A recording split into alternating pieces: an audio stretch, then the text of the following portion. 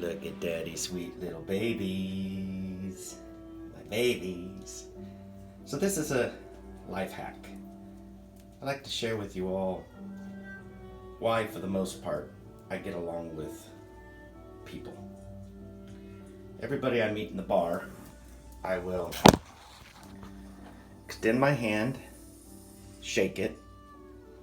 Now I'll turn my hand up. Now what that represents is that I am taking a humble disposition toward the people I meet. But I also put my hand on top of their hand, which means I'm giving them the hand of equality and friendship. And then I will bow slightly like Karate Kid. Now I won't look at the ground, but I won't look them in the eyes. I will just look, because you never want to leave yourself open, but I will bow.